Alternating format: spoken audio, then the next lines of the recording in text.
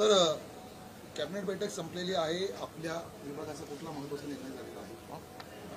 आज मंत्रिमंडळाच्या बैठकीमध्ये माननीय मुख्यमंत्री देवेंद्र फडणवीसजी, माननीय एकनाथ शिंदेजी, अजितदादा पवारजी आणि मंत्रिमंडळाने महाराष्ट्राचं ऐतिहासिक एमसँड धोरण, कृत्रिम वाळू धोरण आज राज्य शासनाने मान्य केलं आहे. आणि प्रत्येक जिल्ह्यामध्ये 50 क्रेशर सरकारी जागेवर आम्ही या ठिकाणी एमसँड करता देतो आहे. सर्व इरिगेशन, पीडब्ल्यूडीचे सर्व बांधकामं हे आता एमसँडवर होणार आहे. आणि जुने जे क्रेशर आहे, दगडखानी आहेत, त्यांना सुद्धा पुढच्या 3 वर्षाच्या आतमध्ये कृत्रिम वाळू तयार करण्याचं क्रेशर लावा लागणार आहे. त्याच्याशिवाय त्यांना परवानगी मिळणार नाही. 200 रुपये केवळ रॉयल्टी असणार आहे. 600 रुपयावरनं 200 रुपये रॉयल्टी आता आम्ही याची केली आहे एमसँडची. आणि सोबतच आम्ही उद्योग विभागाच्या सर्व फॅसिलिटी, उद्योग विभाग, इंडस्ट्री विभागाचं, म्हणजे आता एमसँडचं जे क्रेशर असणार आहे त्याला उद्योगाचा दर्जा असणार आहे, एमएसएमईचा दर्जा असणार आहे. त्यामुळं मोठ्या प्रमाणावर कर सवलती, मोठ्या प्रमाणावर त्या याला प्रोत्साहन देण्याकरता आज राज्यामध्ये हे अनेक वर्षापासून या धोरणाची चर्चा होती. आज हे धोरण लागू झालेलं आहे आणि महाराष्ट्राच्या जनतेला नैसर्गिक वाळूऐवजी कृत्रिम वाळूच्या आधारावर संपूर्ण बांधकामं करण्याकरता आता मुभा मिळणार आहे. मोठ्या प्रमाणावर या वाळूमध्ये क्वालिटी आणि क्वांटिटी या दोन्ही गोष्टी आम्ही मेंटेन करणार आहोत. मला वाटतं राज्यामध्ये 1,500च्या वर आता एमसँडचे क्रशर लागणार आहे. आणि जे या ठिकाणी आम्ही दगड काढणार आहोत जमिनीतून, त्या ठिकाणी तलाव निर्माण करणार आहोत. कुठली टेकडी यामध्ये खोदणार नाही. जमिनीतनं दगड काढून त्याचा तलाव तयार करणे आणि याकरता आपण माननीय मंत्रिमंडळाने मान्यता दिली आहे. खऱ्या अर्थाने राज्याच्या पुढच्या भविष्याकरता, म्हणजे खास करून मुंबई, पुणे जिथे मोठ्या प्रमाणावर बांधकाम चालू आहे त्या ठिकाणी एमसँड हा अत्यंत महत्वाचा पर्याय आता या ठिकाणी उपलब्ध झाला आहे. दुसरं, नागपूर स्मार्ट सिटीमध्ये या ठिकाणी काही झोपडपट्टी आहे. झोपडपट्टी जी आहे ती स्मार्ट सिटीमध्ये येत आहे. त्या स्मार्ट सिटीतल्या झोपडपट्टींना केवळ 1,000 रुपयाच्या स्टॅम्प ड्युटीवर त्यांची नोंदणी होणार आहे. त्यांना जिथे आम्ही रिहॅबिलिट करणार आहोत, म्हणजे आम्ही नोंदणी फी कमी केली आहे. झोपडपट्टीच्या नागपूरच्या रजिस्ट्रीकरता 1,000 रुपयामध्ये आता त्यांचा रजिस्ट्रीचा निर्णय आपण या ठिकाणी माननीय मुख्यमंत्र्यांनी घेतलेला आहे. माननीय देवेंद्र फडणवीस सरकार, देवेंद्रजी आणि आमच्या सरकारने, अजितदादा आणि एकनाथजी आणि आम्ही या ठिकाणी अत्यंत महत्वाचा निर्णय घेतला आहे की आता केंद्राने, माननीय अमितभाई शहा आणि आमचं केंद्रीय नेतृत्व, केंद्रीय त्या ठिकाणी योजनेतनं माननीय मोदीजींच्या नेतृत्वातल्या सरकारने राज्यामध्ये एक नॅशनल फॉरेन्सिक सायन्स युनिव्हर्सिटी मान्य केली आहे. नॅशनल फॉरेन्सिक सायन्स युनिव्हर्सिटी मान्य केली आहे. नागपूरमध्येही होते आहे. आणि याकरता चिचोलीमध्ये 22 हेक्टर जागा या युनिव्हर्सिटीकडे मोफत देण्याचा निर्णय या ठिकाणी झाला आहे. आणि मला विश्वास आहे की माननीय अमितभाई शहा, आमचे नेते, आणि माननीय देवेंद्रजी यांनी जो संकल्प केला होता की या ठिकाणी महाराष्ट्रामध्ये अशी युनिव्हर्सिटी असावी, तर राष्ट्रीय न्यायवैद्यक शास्त्र विद्यापीठ हे नागपूरला होते आहे. चिचोलीमध्ये नागपूरच्या चिचोलीमध्ये 22 हेक्टर जागा मोफत देण्याचा निर्णय या ठिकाणी झाला आहे. आणि याकरता केंद्र सरकार संपूर्ण पैसा खर्च करणार आहे. सर, भारत पाकिस्तान युद्ध जे आहे ते संपलेलं आहे, परंतु अमेरिकेने जी मध्यस्थी केली यावरती प्रश्नचिन्ह शरद पवारांनी थेट उपस्थित केलं आहे. पवार असं म्हणतात की अमेरिकेची मध्यस्थी काश्मीरसाठी नेमकी का आहे? माननीय प्रधानमंत्री मोदीजींनी काल संपूर्ण देशाला संबोधित करताना अत्यंत स्पष्टपणे माननीय मोदीजींनी घेतलेल्या भूमिका जनतेसमोर आल्या आहे. राजकारण करणाऱ्याला राजकारण करू द्या, पण माननीय मोदीजींनी संपूर्ण स्पष्टता आणलेली आहे की आम्ही सक्षम आहोत. आम्ही या ठिकाणी संपूर्ण जगाला आमची शक्ती ही दाखवलेली आहे. मोदीजींनी ज्या ठिकाणी ज्या दहशतवाद्यांनी काश्मीरमध्ये येऊन आमचे त्या ठिकाणी बळी घेतले आणि धर्म विचारून बळी घेतले, त्या दहशतवाद्यांना त्यांच्या घरात घुसून मारण्याचं काम आमच्या देशाच्या सैनिकांनी केलं, आमच्या सेनेने केलं आणि खऱ्या अर्थाने जगामध्ये भारतीयाची मान उंचावण्याचं काम माननीय प्रधानमंत्री मोदीजींनी केलेलं आहे. आता हे जे लोक बाहेर येऊन बोलतात आहे, खऱ्या अर्थाने 140 कोटी भारतीयांनी मोदींच्या पाठीच्या मागे ताकद उभी केलेली आहे आणि आता हे जे बोलणारे आहेत हे फक्त निगेटिव्ह नरेटिव्ह तयार करण्याकरता बोलताय. सर, जातीय जनगणना जी होतीये त्यामध्ये कुठेतरी ओबीसीची संख्या कमी करण्याचा घाट जो आहे तो घातला गेलाय असा आरोप जितेंद्र आव्हाड करतात की समाजामध्ये अस्वस्थता निर्माण झाली ओबीसी समाजामध्ये. जितेंद्र आव्हाडाला खऱ्या अर्थाने संभ्रम तयार करायचा आहे. हे जितेंद्र आव्हाड म्हणजे कसे आहे, हे कन्फ्युजन करून आपलं राजकारण करणारा नेता, यांना विकासाचा वगैरे काही समजत नाही. उलट या देशामध्ये ओबीसी समाजाने माननीय प्रधानमंत्री मोदीजींचं अभिनंदन केलं आहे. राज्याच्या सर्व ओबीसी संघटनेने अभिनंदन केलं.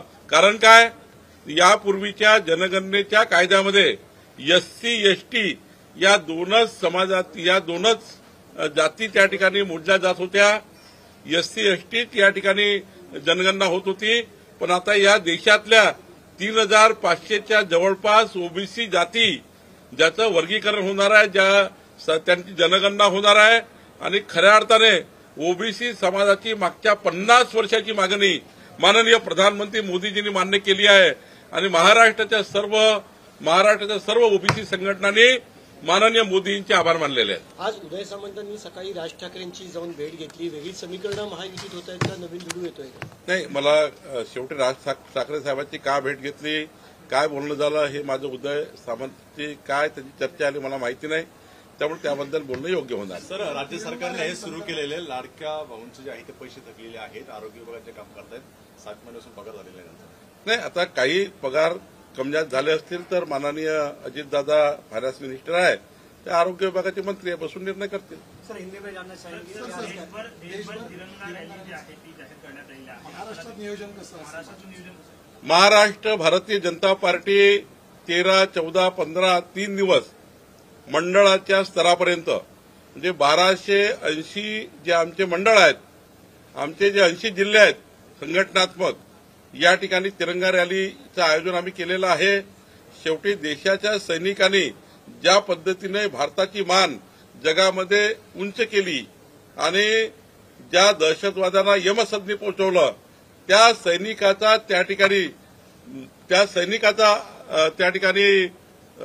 त्यांना खऱ्या अर्थाने त्यांचा उत्साह वाढवावा आणि सैनिकाच्या पाठीशी पूर्ण देश आहे. या ठिकाणी सैनिकांनी जे काही कार्य या ठिकाणी मोठं योगदान या ठिकाणी दिलेलं आहे देशाकरता, खऱ्या अर्थाने काही सैनिक मारलेही गेले आहेत, त्यामुळं शहीद झाले आहेत.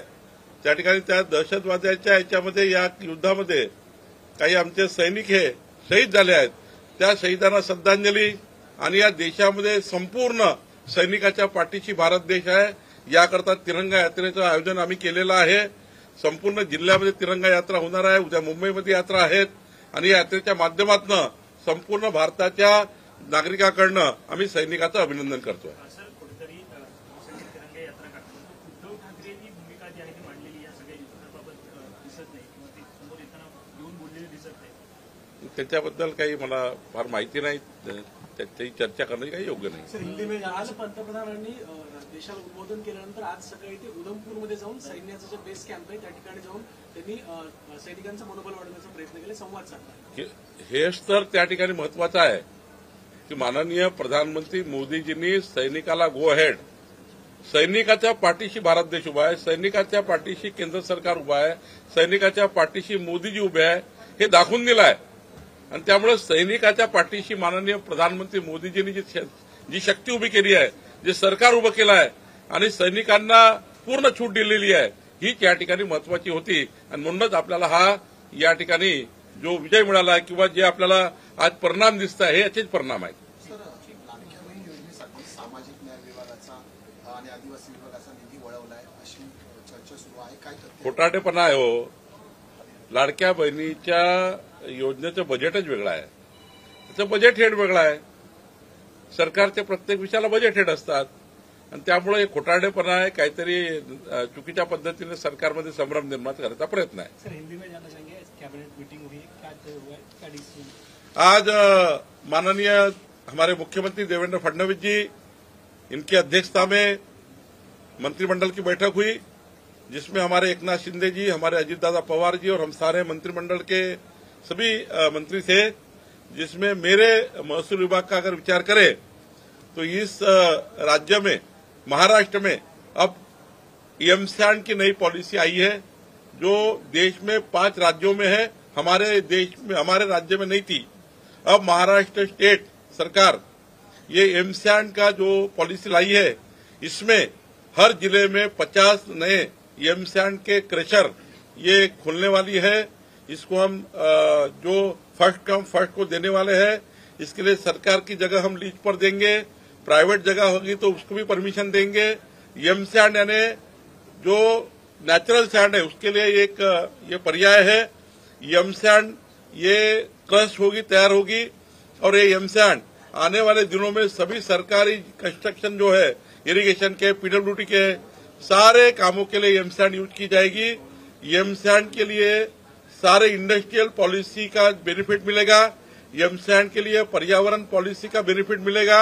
एमसैंड के लिए आने वाले दिनों में पूरी सब्सिडी मिलेगी और जो अभी क्रेशर्स है उनको भी आगे एमसैंड की क्रेशर डालना पड़ेगा, ताकि जो अवैध रूप से जो हमारे यहाँ सैंड और सैंड माफिया इस महाराष्ट्र में जिस प्रकार से नेचुरल जो हमारी सैंड है उसको लेकर उसको जमीन को, हमारे नदियों को कमजोर कर रहे, नदियों में सैंड निकालकर नदी का वहां का जो हमारा एनवायरमेंट है वो ध्वस्त करने का काम कर रहे हैं. अब जो एमसैंड पॉलिसी आई है, पूरे महाराष्ट्र में 3 सालों में सारे कंस्ट्रक्शन एमसैंड पे आएंगे और एमसैंड में जो हम जगह देंगे वो कोई भी हिल रहे, कोई भी टेकड़िया रहे, इसको नहीं तोड़ेंगे. जमीन के अंदर हम एमसैंड करेंगे और वो जब पूरा हो जाएगा एमसैंड पत्थर निकालना, तो वहां वाटर कंजर्वेशन का एक टैंक भी बनेगा, जो टैंक वहां की वाटर लेवल मेंटेन करेगा, वाटर स्टेबिलिटी मेंटेन करेगा. एमसैंड धोरण आया हुआ है, ये राज्य के लिए बहुत बड़ा एक इवोल्यूशन है, रिवोल्यूशन है. तो इसके लिए मुझे लगता है कि एक एमसैंड का धोरण ये जो माननीय देवेंद्र फडणवीस जी ने लाया है, हमारी सरकार ने लाया है, ये बहुत महत्वपूर्ण धोरण पॉलिसी हमारे यहाँ है.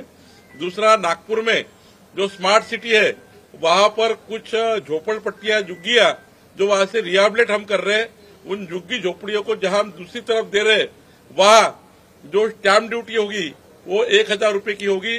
1000 रूपये में उनका घर रजिस्टर कर देंगे, उसका एक निर्णय हुआ है. और तीसरा, माननीय प्रधानमंत्री मोदी जी की नेतृत्व की सरकार ने, मोदी जी की सरकार ने माननीय अमित भाई के नेतृत्व में और माननीय देवेंद्र जी ने राष्ट्रीय न्यायवैद्यक शास्त्र विद्यापीठ जो गृह मंत्रालय का है, केंद्रीय गृह मंत्रालय का है, जो national forensic science university Nagpur में आ रही है, महाराष्ट्र में नागपुर में यूनिवर्सिटी आ रही है, ये यूनिवर्सिटी का पूरे महाराष्ट्र को फायदा होगा. तो हमारे यहाँ जो नेशनल फॉरेंसिक साइंस यूनिवर्सिटी आ रही है उसके लिए 22 हेक्टर जगह हमने फ्री दी है और केंद्र सरकार पूरा पैसा खर्चा करेगी और एक महाराष्ट्र के लिए एक नया एडिशन इस प्रकार से होगा. मैं देवेंद्र जी का और माननीय अजीत दादा और एकनाथ जी का आज की मंत्रिमंडल बैठक में फैसले लिए हैं, उनका आभार व्यक्त करता हूं, क्योंकि ये सारे रेवेन्यू डिपार्टमेंट के फैसले थे, वो सारे आज हुए हैं. और निश्चित रूप से एमसैंड धोरण, ये नेशनल हमारी जो न्यायवैद्यक शास्त्र विद्यालय वो, और 1000 रूपये में गरीब आदमी के लिए झोपड़पट्टी में उनकी रजिस्ट्री कर देना, ये 3 निर्णय महत्वपूर्ण है.